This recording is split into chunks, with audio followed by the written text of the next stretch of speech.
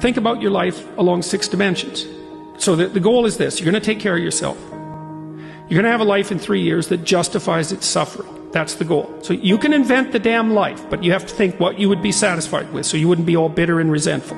It's like, okay, what do you want from your family? What do you want from your friends? How are you going to educate yourself? What do you want for your career? How are you going to use your time outside of work? How are you going to handle drugs and alcohol and other temptations like that? How are you going to keep yourself mentally and physically healthy? And these are open questions, like you get to answer them. The idea is you can have whatever you want, but you have to figure out what it is. It has to be realistic, and you have to figure out what it is.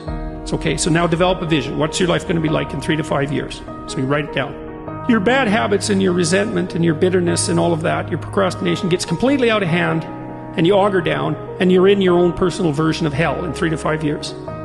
What does that look like? Well, everyone knows that. It's like everyone can look into the future and think, well, if I keep going on this dark path, this is where I'll end up. Well, then you've got little hell outlined for yourself to run away from, and you got a little heaven outlined for yourself to run towards, and then you're motivated. Because sometimes, you're just hopeful. I would like a good thing to happen. It's like, yeah, but I'd like to drink half a bottle of whiskey tonight too. It's like, so which is it going to be? Well, just being hopeful about the future might not be enough, but then you think, oh, I see, like, there's that little hell thing that I outlined that's waiting for me. And maybe I'm afraid of taking the next step forward because it's demanding and challenging. It's like, yeah, I'm afraid of that, but I'm way more afraid of where I might end up if I don't get my act together. And people should be.